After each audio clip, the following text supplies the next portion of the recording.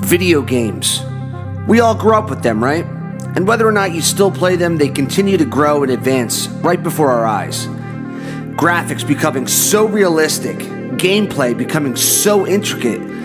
Pretty soon you might not be able to tell the difference between the real world and the virtual world. But fuck all that, I don't know where I'm going with this. In this episode we talked to James Rolfe of Cinemassacre Productions, known worldwide for his popular alter ego, the Angryvideogamenerd. A pissed-off basement-dwelling game reviewer that exposes some of the most shitty games that we all at some point have pissed our money away on, whether we rented them or we purchased them. These games fucking suck. James has gained such momentum with the nerd, he has gained over 3 million subscribers on YouTube and was even able to kickstart enough funds from the gaming community to make his own feature film, The Angryvideogamenerd, the movie. I'm Jeff Wharton, this is LameBrainsTV, episode 16.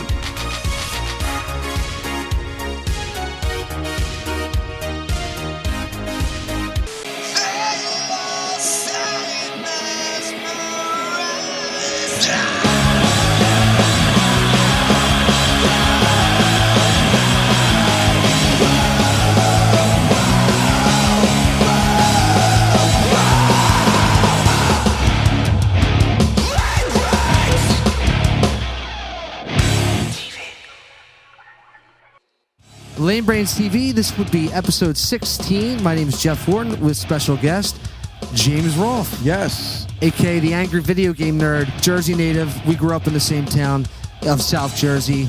James Rolfe, a.k.a. the Angryvideogamenerd. Thanks for being here, my man. Yeah, absolutely.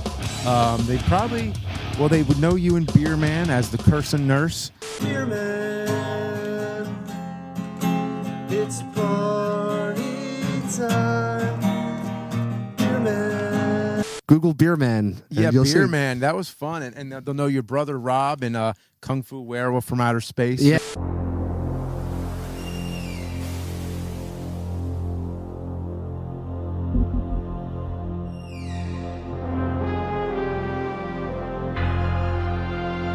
So if anybody's going back to the old Cinemassacre stuff, that's where it was at. That's how it was born. It really was, man.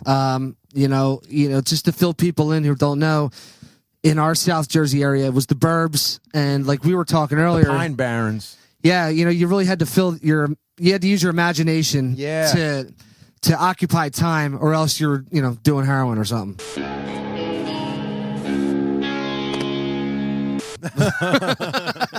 We would make movies. Obviously, we made movies with you, but me and Rob and the gang we made a lot of movies that just got lended out. People borrowed, and we've never seen them again, dude. Yeah, you know what YouTube was back then? It was like, hey, here's a VHS tape. Here, pass it around to some friends. Like that was it.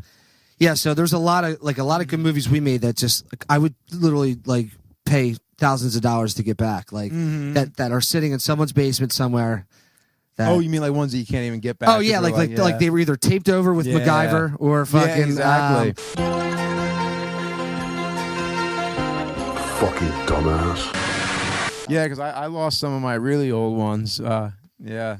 Oh, you lost some stock too? Yeah, which is rare. You know me, like I save everything, but but to say the least, I mean, some of those tapes on the wall there from when I was a kid. It's crazy, man. But yeah, there are some things that had to get taped over. So anyway, actually, you want to see some movie pics here? What do you got? So we're in the Cinemassacre video store right now. So I just want to show you. We have it is. Yeah, I was a little tough with the holding the mic here. So let's see. Here we go. So we got all the classics. The blockbuster classic series: Night of the Living Dead, Halloween, classic, absolute classic, Bigfoot and Witches. Never seen this. Bigfoot and Witches. We got the werewolf versus the vampire woman. Nice. Look at that cover. I was just going to comment on that cover. Beautiful. Yeah. Oh, that is just so beautiful. Yeah. It's a tattoo worthy too. Night Tide, starring Dennis Hopper. Wow, young. Mermaids and Murder. Night Tide, Dennis Hopper, Mermaids and Murder. Look at that young, beautiful, pretty Dennis Hopper there. Yeah. Look at that man. Jack Nicholson in The Terror. Oh my god, dude!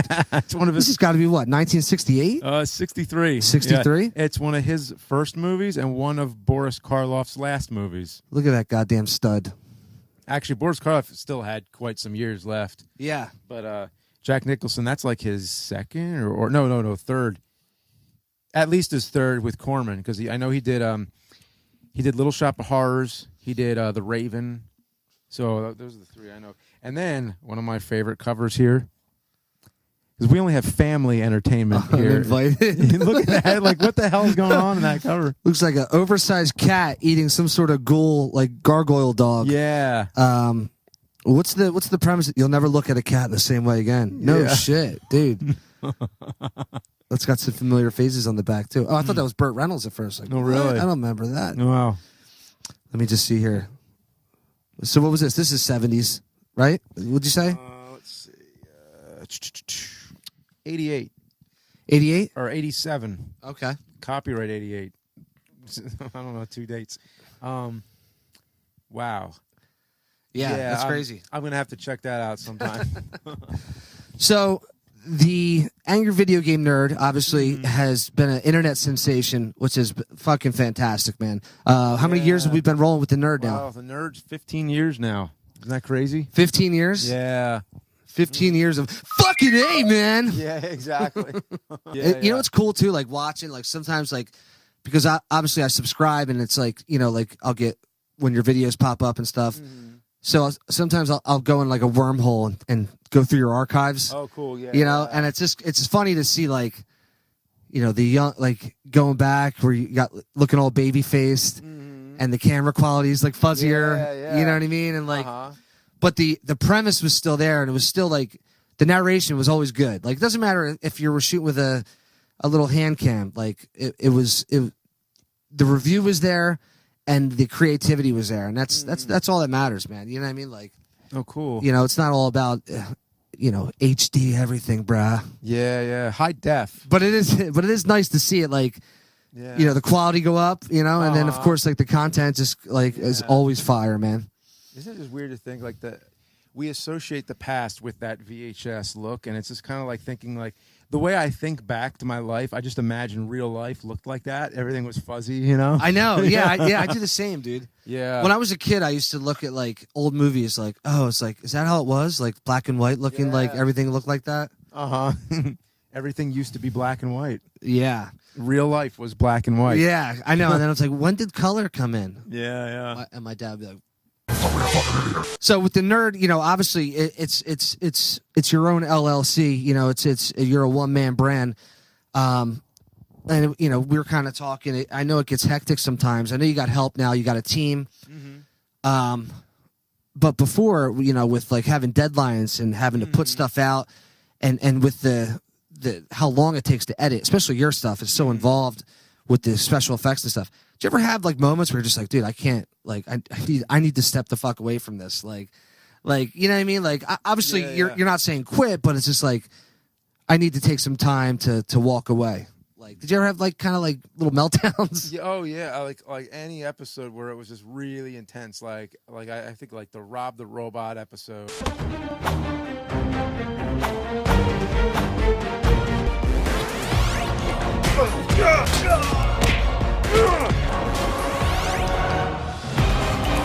There are ones where it's just like, your eyes are like just burning out of your skull, and you're just like, God. You're just spending so many hours on that. At that point, you're just like, I need to get this done. I need to get it done.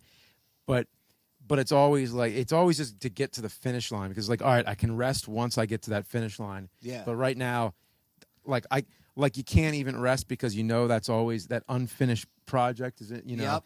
So it's like, you're not content until it's done, but your eyes, meanwhile, your eyes are burning. Yeah. Out of your skull. Oh, that feeling where you're just like, you're almost like, you feel like you're on a hallucinogen. Yeah. From staring at a computer screen. And all that. Yeah. So I try not to get to that point. So I do have a lot of help with the editing now. The Screenwave people, as you see in the rental reviews here in the store. Yeah. So we have a pretty good thing going on. Like, we're pretty well organized. We have like a plan to get the nerd videos out frequently, and that's good. Yeah, it was after this all pretty much happened after my second child was born. That was really the big turning point, where one child, that it was already hard enough. It was like, okay, well, I don't have the kind of time I used to. Now I have two. And once I had two, it's like, wow, now it's just, with one, all your time Time goes doesn't away. exist. And then with two, it's like all the time that didn't exist, now it's like just double that. Which is impossible. Just double that. Forget about it. I can't imagine. There's people who have 3 kids, who have 4, who have 5. Oh, like, yeah. Who knows? Like, that's crazy. I can't imagine more than 2. I mean, oh my, yeah, like we talk about time is of the essence, and it's like I mean, your time is just gone, especially as a creative person like you, dude. Like, you know, you need time to map stuff out, and when you only have a small window where it's like, okay, like you know, it's good you have help now. I mean, at your status, you know, you deserve it. So explain like the crew you work with. What's the name of the company again? Screenwave. Yeah, Screenwave. So they're kind of their own brand. Yeah, they do. You know, obviously you're a little side branch that they work with. They work with the Nerd. Yeah, I'm a separate entity. Yeah. And Mike's a separate entity, but Screenwave is their own entity. Right. And what does Screenwave specialize in again? Like, what's their main thing? Like is it pretty much film editing for companies and things like that? Yeah, like YouTube, like managing. Like monetization, algorithms, like they know all that technical stuff, right? How to work social media in your favor and stuff. Yeah, and Ryan Schott, he's the head of Screenwave, and you know, I met him a long time ago where he was designing my website. Yeah, so he helped me out with technical things, and so he deals with a lot of channels, a lot of you know, web personalities, and like, you know, helps people, you know, get to where they're going. Yeah, and a lot of the people who work under him at Screenwave, who the ones who you see on camera often, who have, like, you know, offered to, you know, review the movies, is Justin, Kieran, Tony, but that's not to limit anybody who I didn't mention. Like, there's a lot of people behind the scenes who help out with all kinds of things that, you know. Yeah, they gotta. But those specific group of guys, that's who you work with direct, and they help you edit guys and put your content girls. out. Yeah, at Screenwave. But the guys you see on the rental reviews most of the time, they're the ones who usually are, you know, interested in doing the movie type stuff. Yeah. So yeah. So I got to ask you, you know, one is, if this never took off, where do you see yourself? Like, what do you see yourself doing? Like, what would be your 9 to 5? Mm-hmm. You know, like, would it be, obviously it'd probably be something in production. Yeah, but it's like production it's not always a guarantee to land that good gig. Yeah. You know, what could you see yourself really doing? You know, like, I mean, it would have to be in arts. Like, that's the question. Like, you're thinking still if it was in arts or if it had to be something else. Well, you got it. Like, of course, you know, we all, like, as creative people, we want to be in the arts. Yeah. But we also got to pay bills and shit like that. So it's like, I always say about you, it's like, even if this blew up or not, you'd always still be making these types of films. You know, you'd always be doing nerd reviews and things like that. But your 9 to 5, like, you know, if you had to, like, do something, would you be like editing like gynecology videos together and shit? Like, I guess it would be like what I did right before this was editing like corporate videos. So yeah, like corporate things like that. Yeah. What were some of the things you were editing?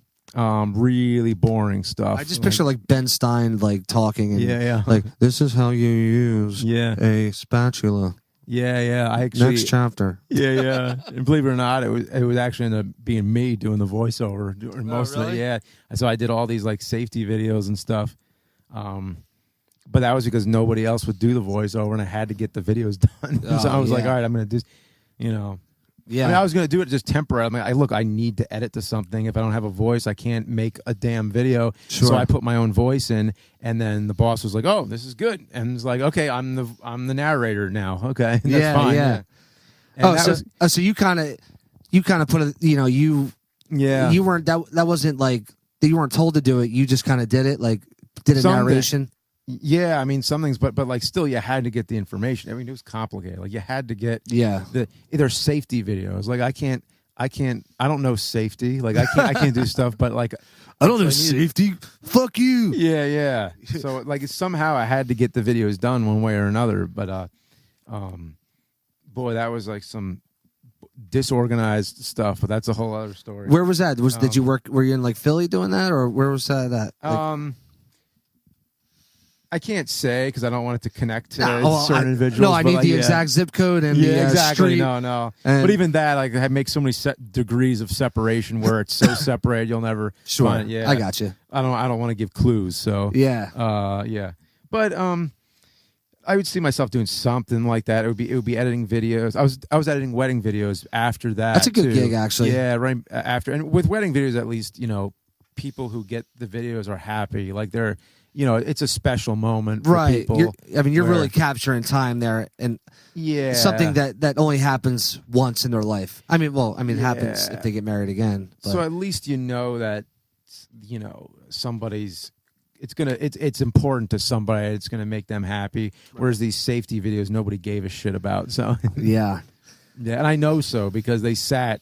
Like I used to stock them, and they sat in a room and were never picked up. So I Yeah. know for a fact that nobody watched them. They're Yeah, probably that's- still sitting in that that stack. stock room. Yeah. That's got to be a little. Yeah, that's disheartening, especially when you put all your time into chopping something up and it just sits in a fucking stack. Yeah, I mean, I was paid, so it was like, okay, look, this is a job. Like, you know, Right. it's That totally makes it a job. Yeah. At least with the wedding, you're right. It makes people happy.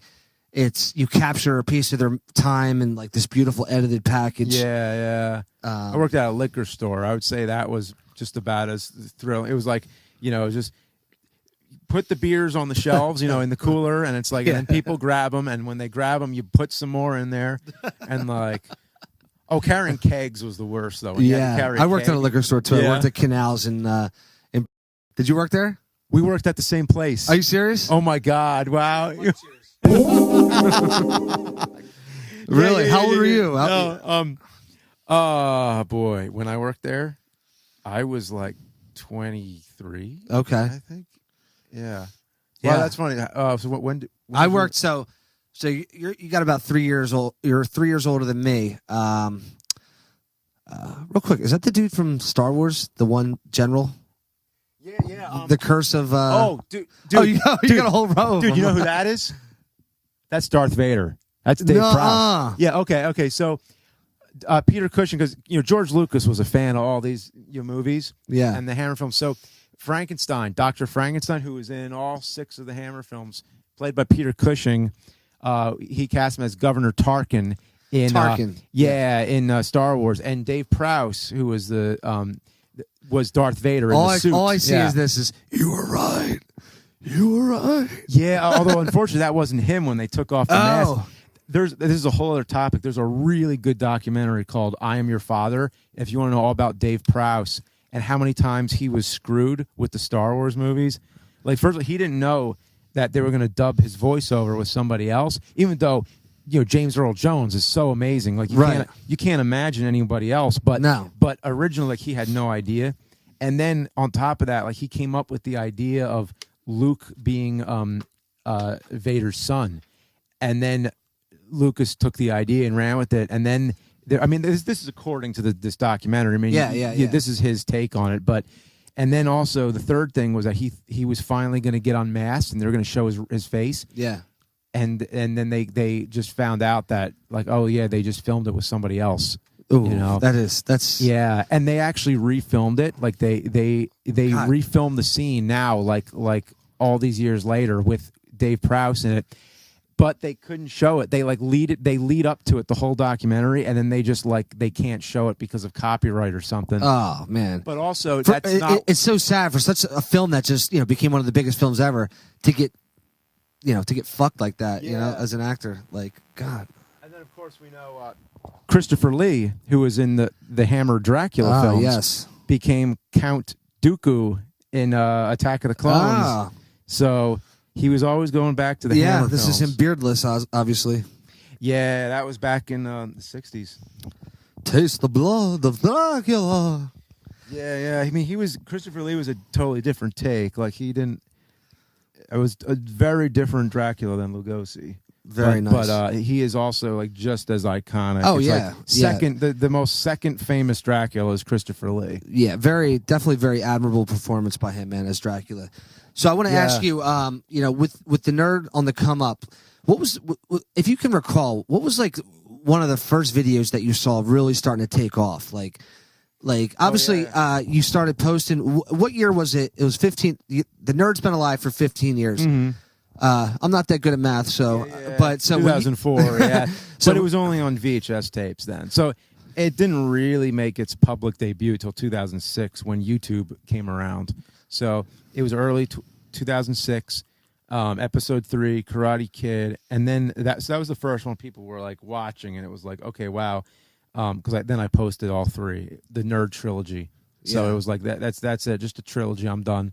And then it was like, oh, you gotta do another. You gotta do, like, Mike, especially. Mike was like encouraging me, like, you gotta do another. He set up my MySpace page and did all that. Oh, that's awesome. He set up the YouTube channel. Like, he did all that and was like, hey, I want to make you famous, James. Damn, really? Yeah. And then so he that's yeah. He was cheers to you, Mike. You son of a bitch. Yeah. That's awesome. Yeah. So then it was like Roger Rabbit was next, and then Ninja Turtles, and every episode got more and more. Turtles was the first one on Screw Attack, and it was like it just kept becoming part of a community. It kept becoming like bigger and bigger. Well, it was, like I always say, like, man, like you really hit the vein of just people's childhood and just like gamers, man. Like, it's just like you really are the grandfather of retro video game review. Like so many people, I don't want to say knockoffs, but like they really are though. Like all these other people started doing YouTube channels reviewing video games because of the Nerd, dude. You know what I mean? Like, and I think any of them will tell you, like, wow, how they got started is by you, dude. Yeah, I hear it a lot too. Yeah, a lot of people are like, oh yeah, you inspired me to start my own YouTube channel. I think that's great. I'm really happy about that. Yeah. And there's some other good like video game reviewers out there, dude. I think you had one on your show. I forget his name. I think there's 2, but there was one. I'd have to look it up, but it's good. There's been a bunch now. Yeah, it's good that they tipped their hat to the right guy that got them started. You know what I mean? Oh, cool. Yeah. So cheers to you on that, man. That's great. Sure. Yeah. So it was kind of like you really don't know what specific game got pushed you off. It was kind of like, but like in the beginning it was Teenage Mutant Ninja Turtles. And what else were you reviewing in the beginning? Yeah, it was When did Jekyll and Hyde come up? Oh, that was so early. That was the second one in 2004. So there was just 2. The first one, there was no on-screen part. It was just voiceover. The second one was the first time showing the Nerd character. In May of 2004, I gave a warning about a game called Dr. Jekyll and Mr. Hyde. Do not play this game. I called it a piece of shit.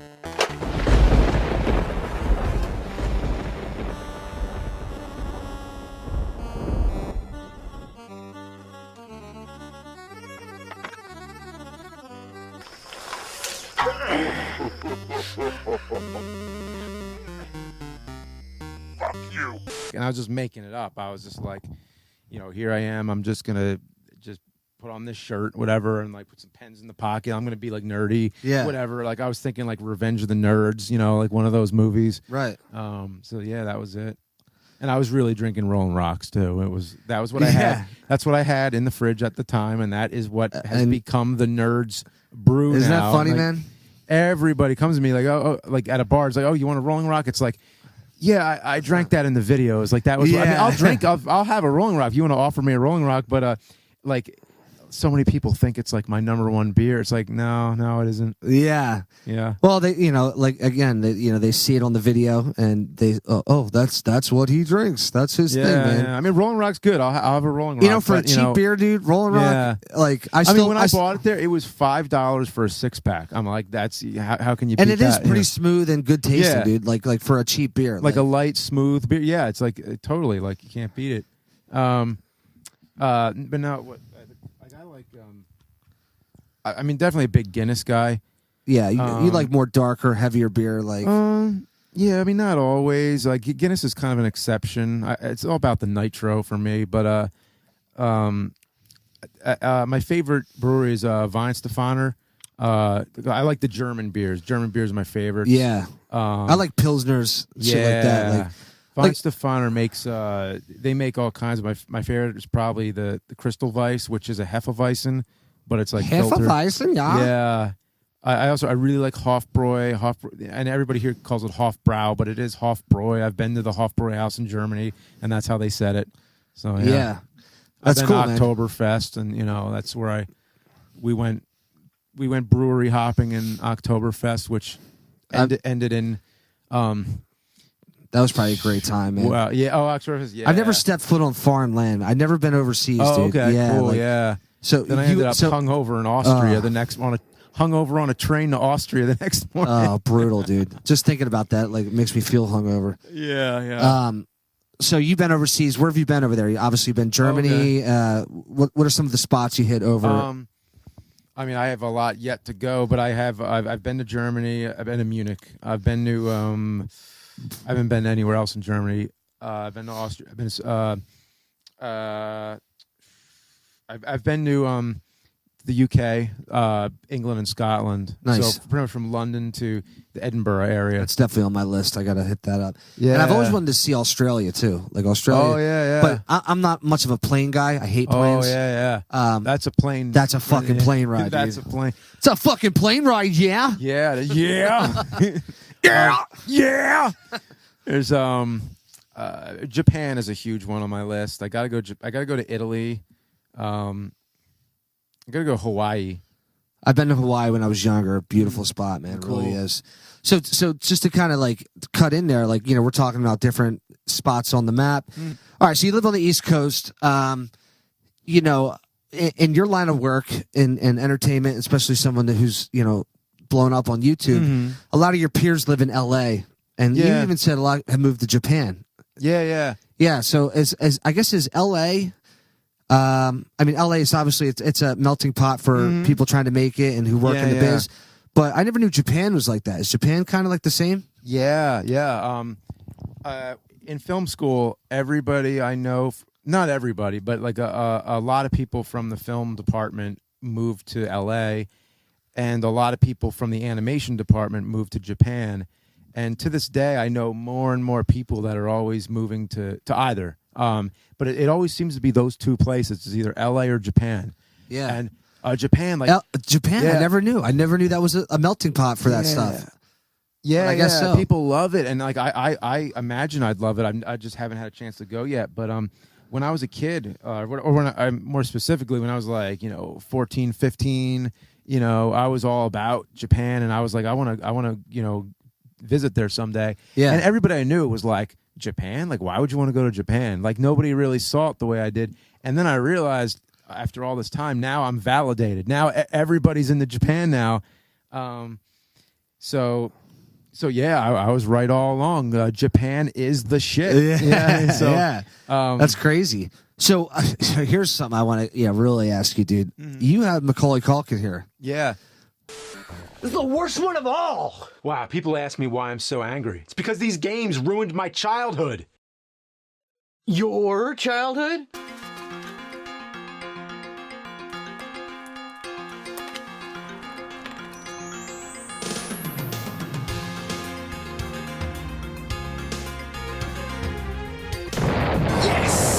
That I remember. He signed that Home Alone tape that's over there on the wall. Oh, that's rad, dude. Yeah. So, did he hit you up as a fan, or did you always have plans to get in contact with him to do something?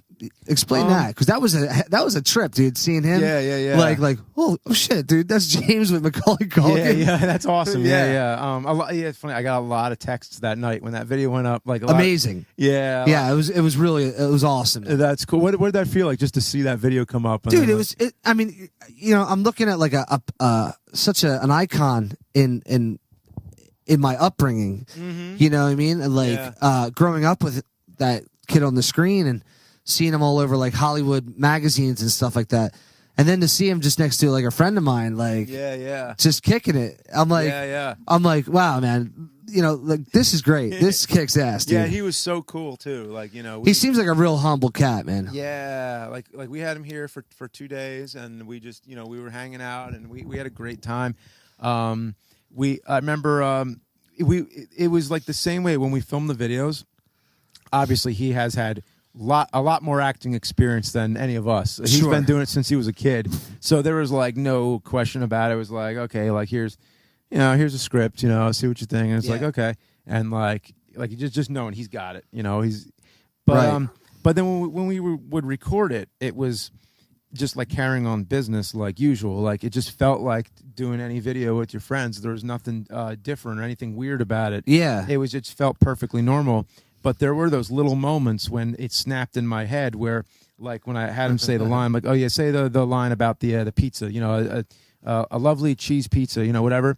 And then he said it. I'm like, oh yeah, that's a really good impression. Oh yeah, of course. Oh, yeah. wow. Like, yeah. and then when we were filming, like, the buckets, like the paint bucket and stuff, and when I'm just kind of like, just directing me, like, oh, you move the rope a little over there, and that's like, holy crap, I'm like making Home Alone right now. Isn't it, like, dude? like, that's so weird. That's a trip, man. And also, like, when you think about it, because I knew he was a fan. Like he was watching the nerd videos for a long time. Yeah, he had to be. Yeah, and for him to come out here too. and I knew it, so we both kind of like knew each other from a distance for a long time. From a distance. Yeah, exactly. But I never thought I'd be making the Home Alone episode with him. I always thought, well, sometime I'll meet him and I'll get this, just like I wouldn't even bring up Home Alone. I just talked to him about whatever. I talked about anything else. Yeah. And then end up like, let's just reenact the entire trap scene from Home Alone. And then I was like, I feel like such an ass. Like when we were on the ground setting up. Yeah, like he's never did that before on like a comedy special or like exactly. you know what I mean? Like apparently not as often as you'd think. yeah. But we were when we were setting up the little miniature cars and everything. I'm like, oh my God, this is like, if you think about it, when I was a kid watching Home Alone, you're like, I want to be just like that kid. I want to be hanging out with him. It's like, wow, holy crap! Like I just totally Not only are you hanging out with him, but you're actually filming you're Home filming Alone, Home with Alone. it, Yeah. basically. And I was like, wow, I can't believe this. And then he got the offer for the Google commercial right after that, which was really awesome, where they like recreated all the scenes from Home Alone. Oh, that's great. Today. Yeah. Oh, I do remember that now. Yeah. Yeah. But then it was also funny because you know how like a lot of times I've seen him on a lot of interviews like Joe Rogan and stuff where it's like, oh, do you watch Home Alone at all? And he's like, nah, I don't watch it anymore. Like, Yeah. I don't need to. I have it in my head, and now I would watch Home Alone every Christmas. Like it's always like a tradition. I still But do. after filming the video, I didn't watch it that Christmas. And then I was like, I think I got my Home Alone fix. And I'm like, that might be a little taste of what that feels like. Oh, totally. I'm dude. like, oh, I get it. I think I get it now. Okay. Yeah. Yeah. You can imagine, like, he did that. How old was he? 7 when he did that?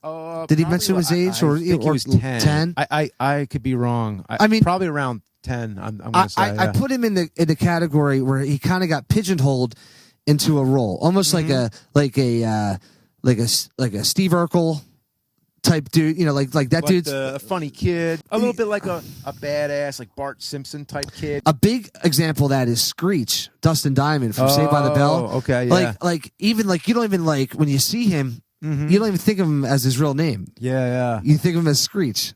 Yeah. Like instinctively. Yeah, like, Jaleel White, Steve Urkel. Yeah. Yeah. Like you're not even trying to be like malicious in your. Oh yeah. But you're just like it's engraved in our subconscious. Like, oh, that's Urkel. Mm-hmm. Oh, yeah. oh, that's Screech. You know what I mean? Like, so you can imagine the frustration for them, like them trying to get roles and shit. Like, even though it's like it's so separate, it's like they're not the character. And they were kids, like, dude. And they were kids. They were fucking too. kids. Yeah. They were fucking kids. That sounds real good. I'll make sure I edit that out. Real quick, who would win in a fight, Lara Croft or Metroid? Oh boy. Oh, you mean Samus? Yeah.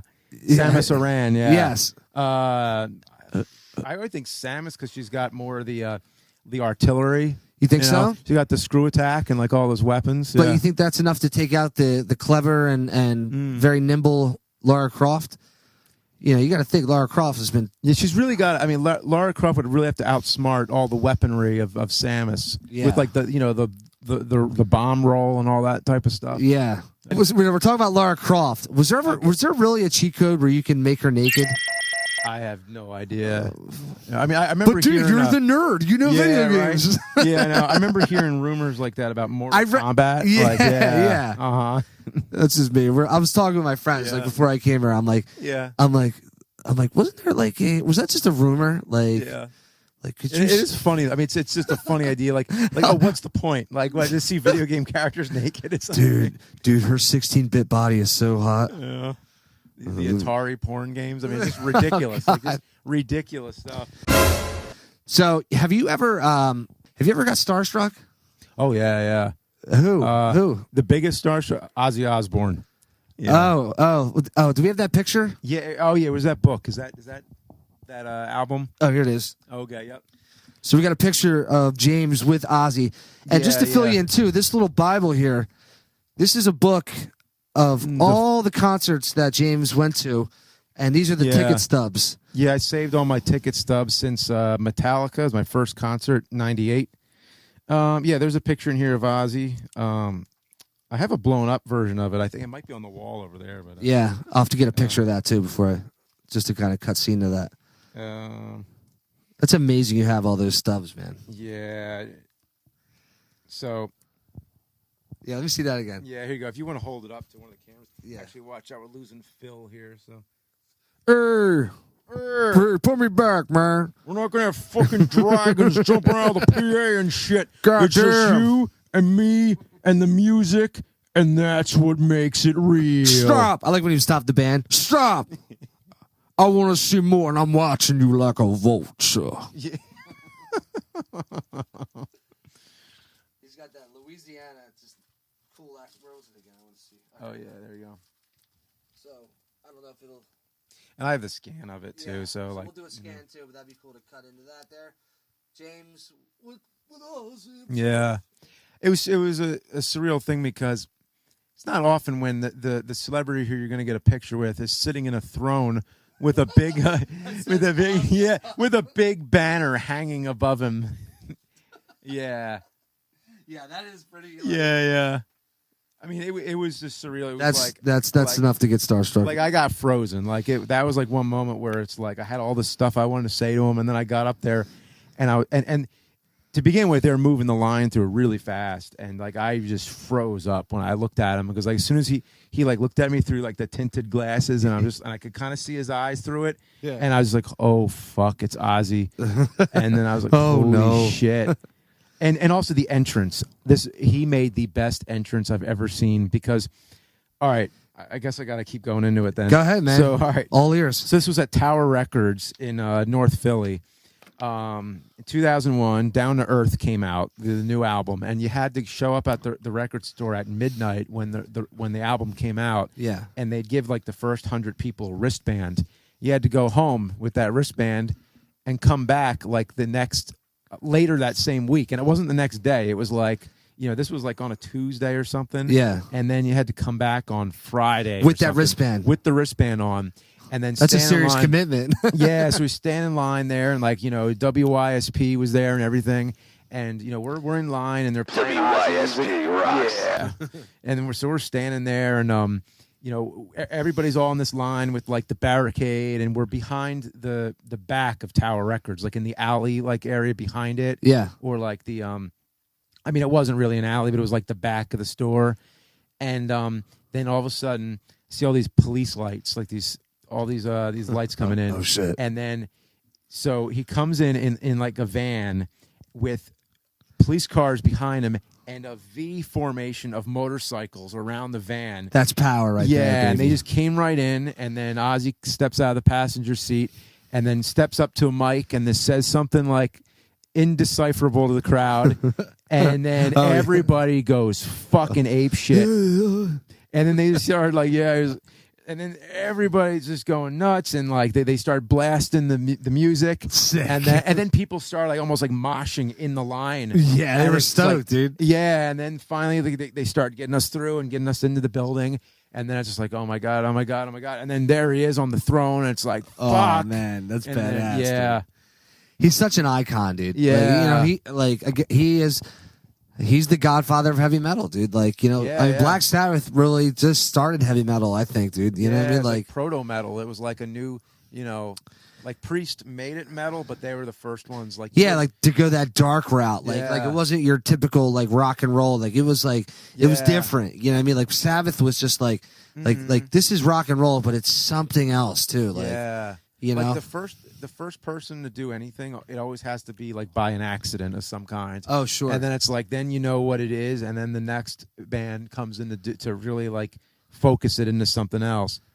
But yeah, and actually, I also met Ozzy a second time because when he came out with his book, which is fantastic, by the way. If you read, I got to check that out. Yeah, it's called I Am Ozzy. It's the best book I ever read. Really? The stories, like the stuff that happened to him, like in his life, dude, just insane. Imagine interviewing him and picking his brain and seeing what he's done, dude. Oh, yeah. God. Oh, that'd be awesome. And it's all in the book too. It's like anything, like all the crazy shit that he's been through. But that time he was only doing a signing. It was no pictures. The first time it was only picture. The second time it was only signing. So I got both, and I also got Tony Iommi and Geezer Butler on separate occasions. Dope, dude. The only one I did not get is Bill Ward. So I don't know how I'm going to get that one. But I feel like later on they kind of pushed Bill Ward out, man. Like, he didn't come back for the reunion. That was unfortunate. Yeah. And something Bill Ward, happened there. Yeah, and Bill is so cool, so honest, and he really opens up to his fans about things, and like, because it really upset him too. Like, I can imagine. I mean, that's his baby too, dude. Yeah. That's his life changer. There were conflicting stories. Like, I think it was a lot of misunderstanding. There was a lot of like people that stepped in between, like a lot of agent, people, and like it. I think that's really I think there was a lot of middlemen that just where shit got polluted. Yeah, I mean, who knows really what happened? Because they were the two main stories it was either a contract dispute, or it was that they were saying Bill's health wasn't up to speed, or he wasn't maybe not so much the health, but he wasn't able to like keep time as good as before. Which I heard that too, but I doubted. He was playing in another band. Bill Ward was like he was playing in this band. That never really made it anywhere. Beasts. Yeah. Mm-hmm. So it's like I don't really think it was a health thing. I think there was something that just conflicted. Yeah. Maybe it was Sharon's fault. Oh, fuck you, Sharon. Oh, no. There were lots of conflicting stories. Like who knows what really happened? But yeah, it would have been awesome to see him one last time. But I was at least fortunate enough because I'm good. I saw them in '99 and 2001. And 2005, Ozfest 2005 was the last time with the whole lineup. Yeah. So I got to see him enough with Bill, but there's a lot of people who haven't, so that was kind of a shame that a lot of people didn't get that chance. Yeah.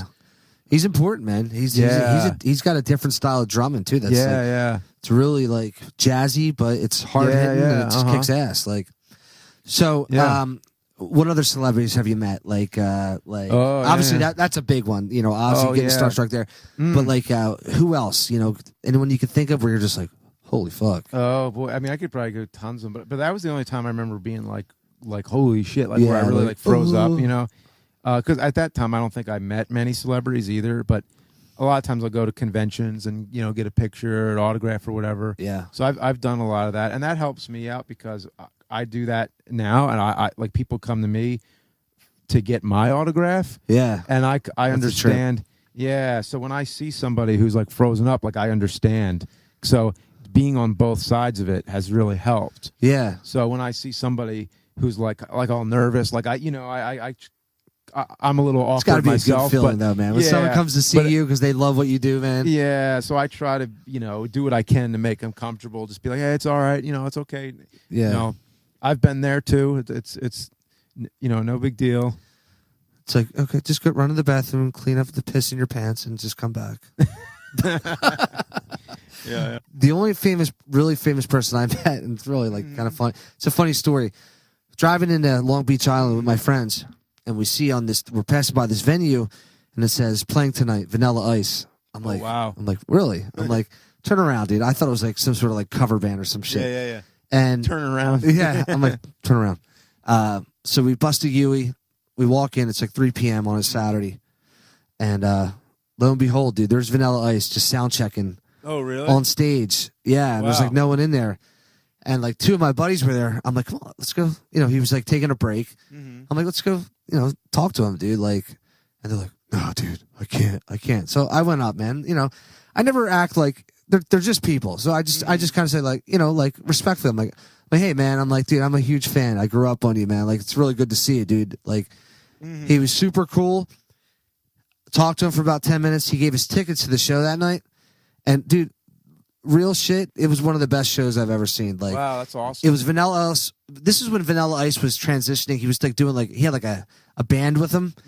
I don't know if you remember, but he in like '99 he made a heavy album. Yeah. I do remember some with of that, the producer Ross Robinson. Ross Robinson's known for producing Korn, Slipknot. So he played like a heavy rock concert, all his old stuff with some new stuff. And he's such a good front, like he's a natural entertainer. Like he just knows how to keep the crowd hype and like and he fucking kicked ass, dude. And I'm just like, that was great. I I'm want to like, see Vanilla Ice now. yeah, that sounds awesome. it was amazing. I think I can speak for both of us here. I think one of the celebrities we really like to meet is Arnold. Oh, that'd be crazy. Oh man, dude, I would get I would get so starstruck there, dude. Yeah, that'd be a little intimidating. I think. So speaking of which, man, so I'm just thinking if he would fit in this room. imagine just having a conversation with him, dude. As I look over, I see Conan right there. Yeah. Mm-hmm. So you dropped the six of us into a meat grinder. Yeah, Stallone would probably be like, my biggest one. Yeah, I mean, yes, Stallone's up there. So speaking of Arnold, so they're redoing Terminator. Saw I'm actually stoked on it. Yeah, it's good to see Linda. Was it Linda Hamilton? Linda Hamilton. It's good to see her back. Yeah. You know, like I don't know what the premise is going to be, I'm not even looking into it. I want to just kind of be surprised. Me too. Yeah. You know, I'm not I'm not reading up on it and seeing like, oh, well, they want to base it this time and this. That. I just want to find out. What are your thoughts on that, man? I mean, obviously the Terminator franchise went down a whole, I guess you could say, ups and downs of different remakes and stuff. Yeah, I mean, it's like you just can't beat those first two movies. Like, you can't, dude. It's too anytime good. they're on, you always just watch them. Yeah, I know. You know, like they set the bar too high. Like it's like I mean, they're two of like the best action movies ever. Two Without of the a best doubt. sci-fi movies ever. With the best soundtracks ever. The best soundtracks. Brad It's Noel ripping it up on the. Yeah, it is.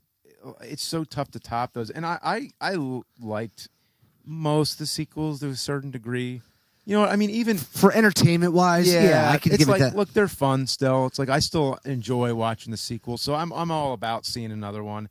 It's not gonna tarnish it one way or another. I mean, Genesis was a mess, but you know, it's still kind of. I watched it a second time. I'm like, you know what? It's kind of funny. It's kind of.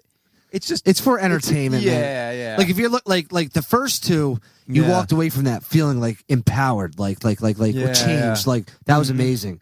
Like that touched my life. Like that was all.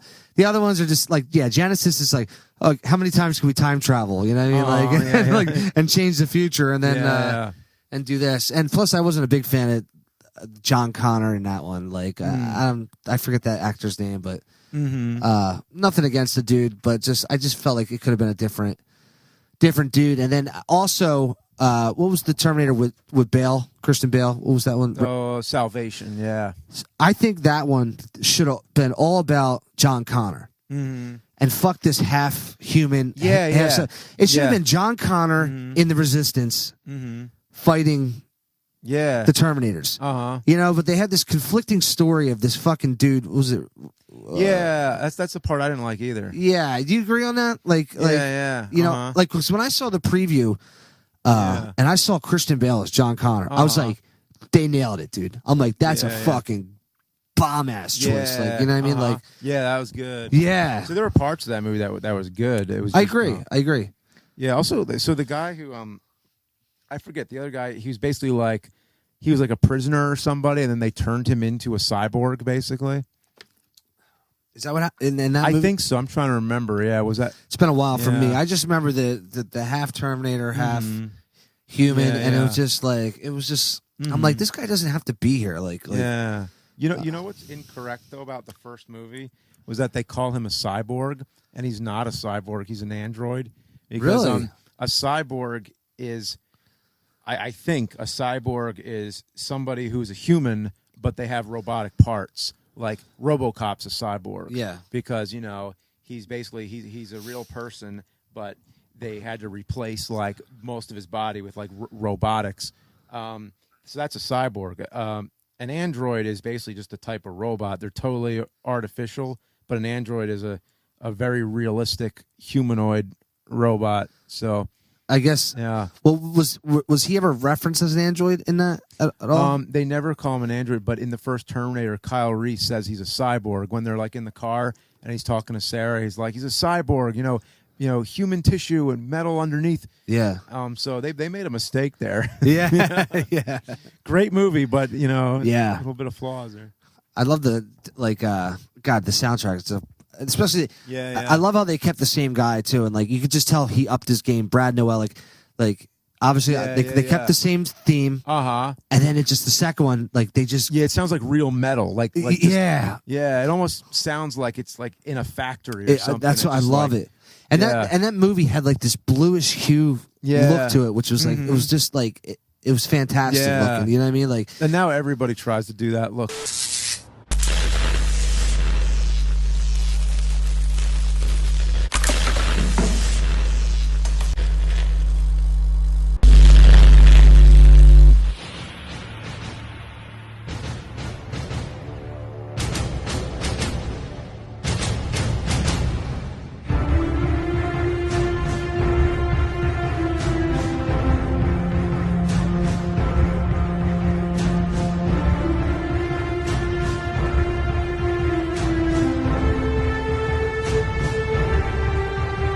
But back then, that was like that was so new and so fresh. You know what I'm talking about though? That kind of like that bluish kind of like dull look. Yeah. It was amazing, man. Except like when they're in the factory at the end when it's all like red because the I almost call it lava because it came quick to my head. What was it? It's melted steel. Yeah, it's like a steel factory. Right. Yeah. So just molten steel and like crazy, man.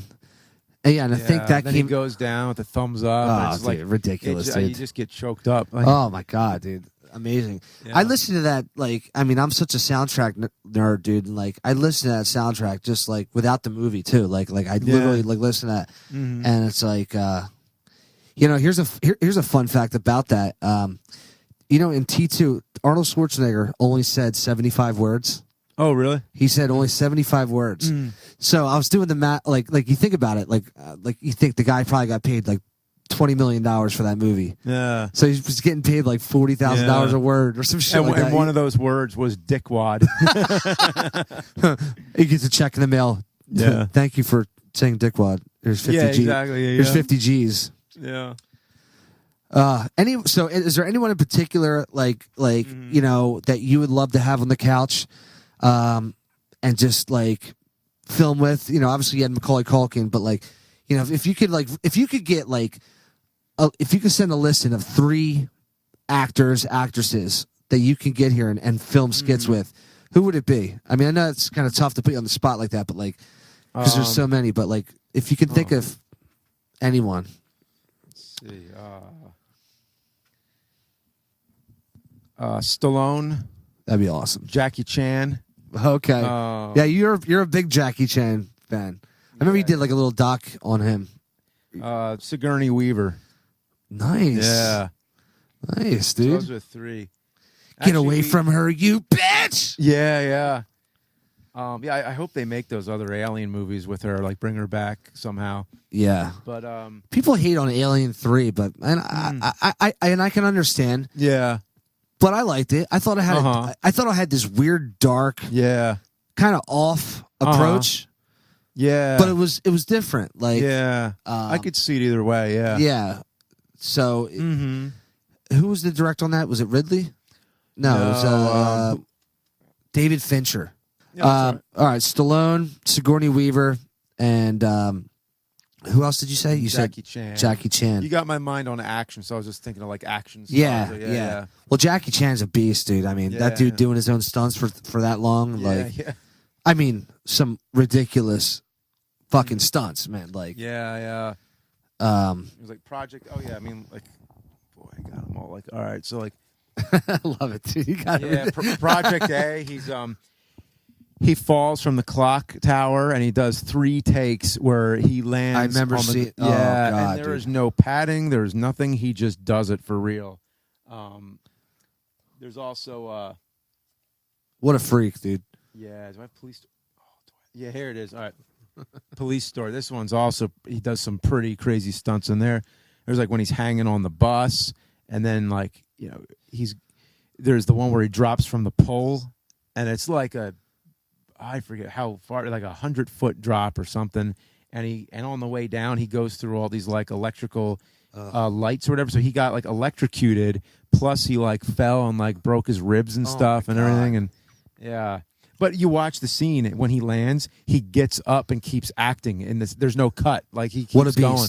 Yeah, Like that. Like talk about a dude who's just that was funny. You know, when I was mind over matter. There, you know. Yeah, your brother Rob, when I was heavy into my Jackie Chan phase, when I was doing Kung Fu Wearer from Outer Space, Yeah. I was like showing Rob all these Jackie Chan movies because Rob, you know, I've seen him do a lot of stuff in Kevin's movies where he'd fall down steps and stuff like that. Yeah. So I was basically, I guess, trying to see what else he would do, and like, he was like, "Yeah, I'll fucking do it. I don't care." And like.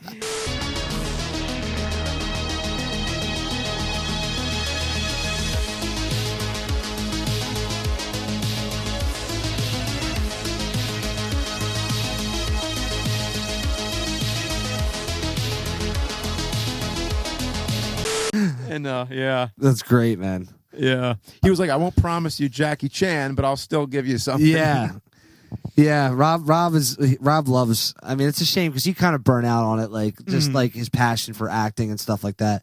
You know, like even just. I mean, time moves on. but even you know what I mean? but I mean, at least like if I'm around, like if I stop home and he's home, you know, if we meet up somewhere, like, and I'm like, all right, Rob, I want to film this. He's always down. Okay, yeah. You know, like, but he's not want to go out of his way to like. Yeah, it's not his main thing. Yeah, but it makes sense. anytime I'm there, I'm like, I want to shoot a skit. He's always like, all right, like, what are we doing? What are we doing? You know what I mean? So that's cool. You know what I mean? Like, so I can always go to his house and like just be like, all right, yeah, let's do this, dude. Like, you know, when in the Nerd movie, the last time I filmed something with him, he was one of the zombies in the Nerd film.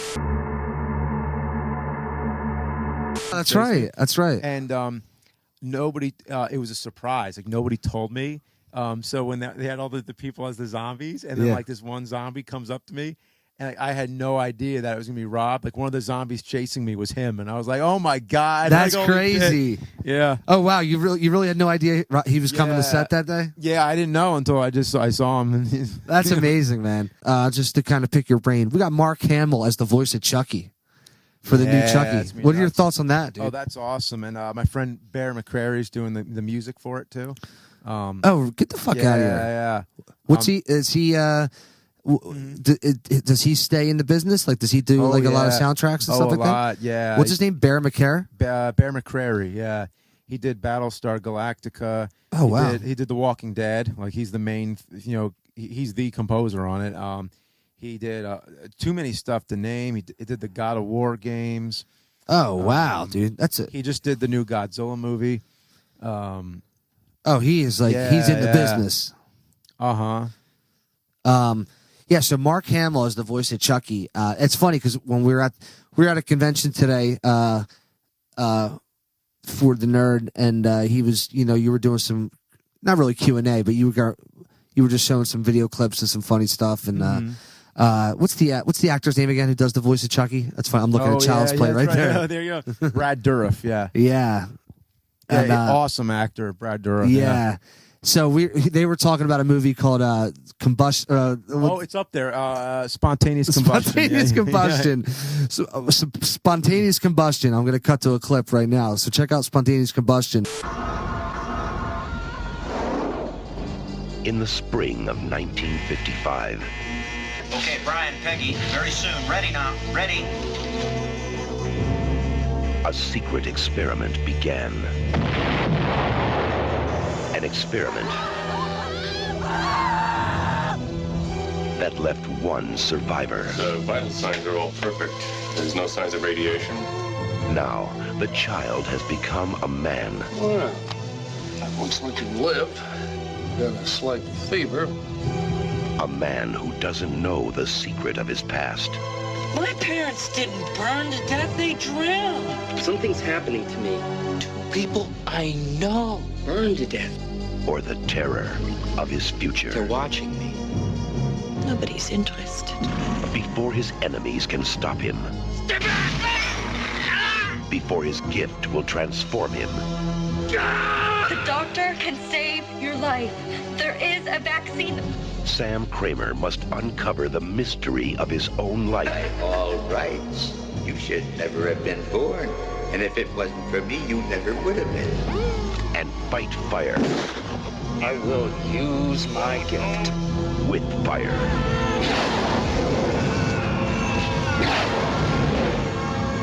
Spontaneous combustion. Yeah. You know, I've never heard of that, dude, and that's why I love picking your brain, dude, because you show me all this shit. I'm like, dude, I didn't know he was in that. Like, it's a movie about a guy who randomly explodes in the flame. it was so funny, man. And it's so funny because as he gets so frustrated, and you know, Brad Dourif, when he acts and he has so much passion, he's like, "Listen, you motherfucker, burn, you fucker." It's like he's in so much pain that he's exploding, but he's so mad at people at the same. Because at first he's so bummed out. Yeah, because the movie starts and he's trying to stop it, but then like as it goes on, he just becomes more vile about it. Yeah. And by the end, he's all like burnt black, ash, and everything. And he's like his body is just without ruining the movie. I mean, whatever. Like, I'm gonna watch it anyway. It's still gonna be good. What does he get pissed over? Does it make him sit? like basically, it's like he's trying to like call to get help or whatever, and like not listening. You know, like the police officer pulls him over, and it's like, you know, I need your ID. He's like, "Are you sure you want it?" Yes. And he hands him the ID, and it just bursts into flames. It blows up. Burn, motherfucker! Burn! Oh my god, dude! That's basically, you know, Chucky's voice. You just picture Chucky. Oh, that's all you hear. Yeah. I just picture Chucky like in the first one. He's on top of Andy's mom, like, "Fuck you, you slut!" Yeah. Have you ever seen him in Exorcist 3? No. Oh my god, he makes the movie. It's like Brad Dourif is just incredible in that movie. And not to mention, I mean, One Flew Over the Cuckoo's Nest. I mean, that's classic. Like, he's so good in that. Octane du Dambella, give me the power, I beg of you. Which one was that? That's Chucky. That's Chucky. Oh yeah, okay. Remember he cast the spell. That was the spell. Okay, yeah. It's Octane du Dambella, give me the power, I beg of you. Wow, classic. yeah, I love those movies. LameBrainsTV with James Rolfe, aka the Angry Video Game Nerd. Check him out on YouTube. He's been around for 15 years, man, making great content that blew up. 3 million plus subscribers and going strong. You got anything else coming out, man? Like any like projects, movie wise, or you just kind of focused on the nerd? Yeah. I mean, working on a book about my life story and oh, cool, dude. Yeah, and about trying to make that next horror film. Still trying to do that. Nice, so that's man. Years away. These are long-term projects, but you know, I'm chipping away. Yeah.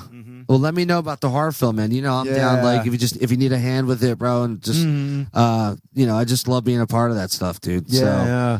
Yeah. LameBrainsTV signing out with James Rolfe. Talk to y'all later. Ciao. Yeah.